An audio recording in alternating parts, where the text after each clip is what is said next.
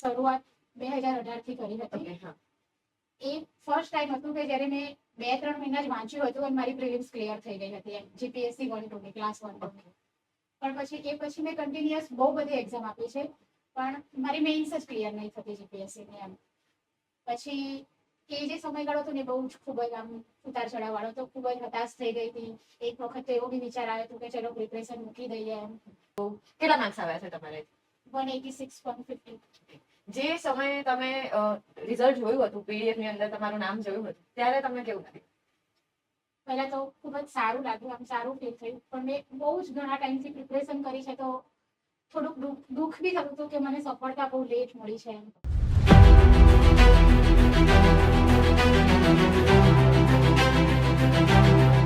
નમસ્કાર મિત્રો, જ્ઞાન લાઈવ ની યુટ્યુબ ચેનલ ઉપર આપનું હાર્દિક સ્વાગત છે. આજે આપણી પાસે દર્શના મેમ છે, જેમણે રેવન્યુ તલાટીની એક્ઝામ ક્લિયર કરી છે.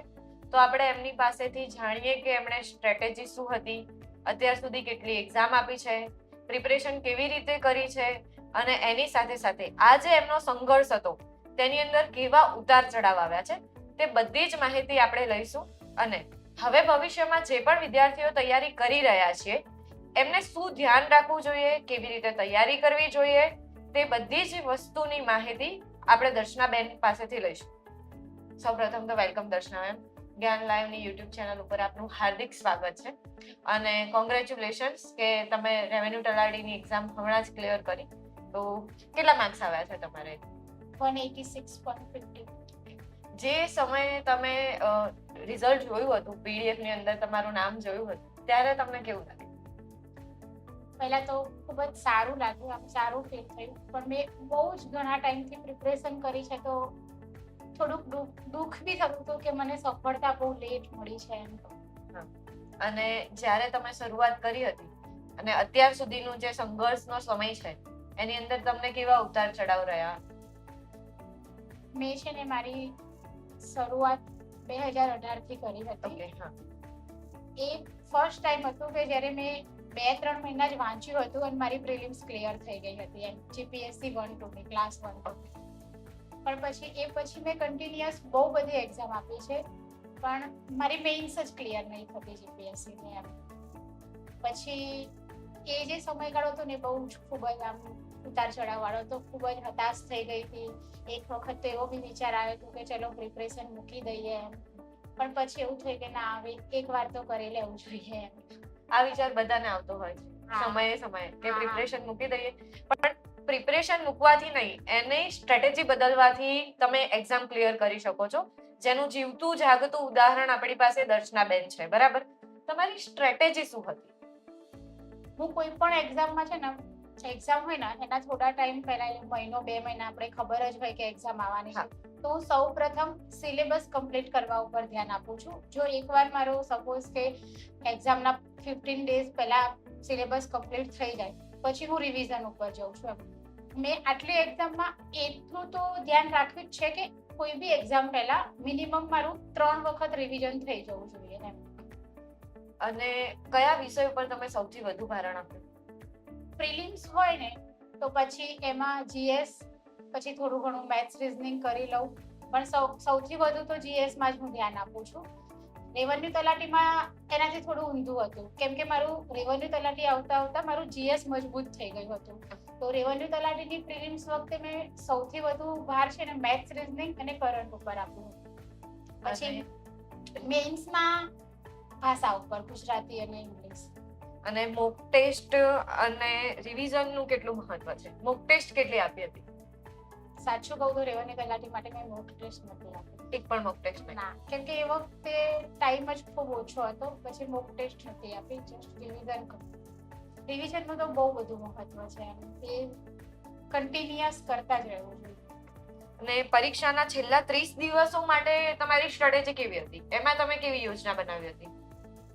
રેવન્યુ તલાટી વખતે તો ટાઈમ જ 30 દિવસનો હતો, પ્રિલિમ્સ થી મેઇન્સ ની વચ્ચે એમ. એટલે એમાં બી એવું જ હતું કે મેં સિલેબસ કમ્પ્લીટ કર્યો. પછી લેંગ્વેજ ઉપર મારું છે ને લેંગ્વેજ થોડું વીક છે, તો મેં લેંગ્વેજ ઉપર વધુ ફોકસ કર્યો હતો. એમાં મેં આન્સર રાઇટિંગ પ્રેક્ટિસ કરી હતી લેંગ્વેજ માટે એમ. ઇંગ્લિશમાં ખાસ વધુ કરી હતી. દિવસના ટોટલ આપણી પાસે 24 કલાક હોય છે, એનો તમને ઓપ્ટિમમ યુઝ તમે કેવી રીતે કર્યો? તમારું આખા દિવસનો ટાઈમ ટેબલ કેવી રીતે હતું? હું છે ને સવારે 9 વાગે લાઇબ્રેરી જતી હતી, સાંજે 6 વાગે આવી જતી. એ એટલું કન્ટિન્યુઅસ, બપોરે લંચમાં બ્રેક લઈએ બસ, બાકી પછી કન્ટિન્યુઅસ વાંચતી હતી. અને મિનિમમ 7-8 કલાક વાંચતી હતી કન્ટિન્યુઅસ. જે તમે કહ્યું કે ભાષાની અંદર તમારે પકડ મજબૂત કરવાની હતી, ઇંગ્લિશ મેઇન, તો ઇંગ્લિશની તૈયારી કેવી રીતે કરી? ઇંગ્લિશમાં મેં એક ક્લાસીસ બંધાવ્યા હતા મેઇન્સ માટે. હા, પછી એમની પાસેથી જ મેં મહેનત શરૂ કરી હતી, પ્રિપરેશન કરી હતી, પછી એનો મને બહુ ફાયદો થયો છે. બાકી તો પછી મેં ગુજરાતી, ઇંગ્લિશમાં એવું હતું, મારે મેઇન હતું જે આન્સર રાઇટિંગ હતું, એમ મને લખવામાં જ પ્રોબ્લેમ થતો હતો. પછી મેં રાઇટિંગની જ પ્રેક્ટિસ કરી હતી ઇંગ્લિશ માટે. અને તમે વિદ્યાર્થી મિત્રોને શું જણાવવા માંગશો કે કેવી રીતે તૈયારી શરૂ કરાય, અને જો વચ્ચે તમને 1 કે 2 નિષ્ફળતા મળે છે, બરાબર, તો તૈયારીને છોડી ના દેવી જોઈએ?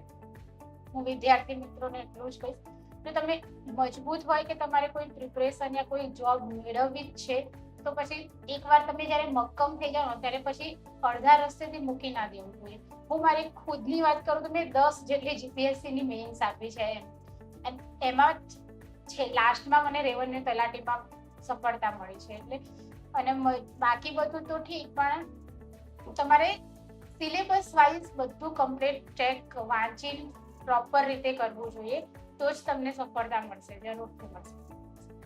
જો દર્શના મેમની જે અત્યારનો પોડકાસ્ટ છે તેની ઉપરથી, વાતચીત ઉપરથી આપણને એટલી તો ખબર પડે વિદ્યાર્થી મિત્રો કે સફળતા તમને એક જ વારમાં નથી મળતી.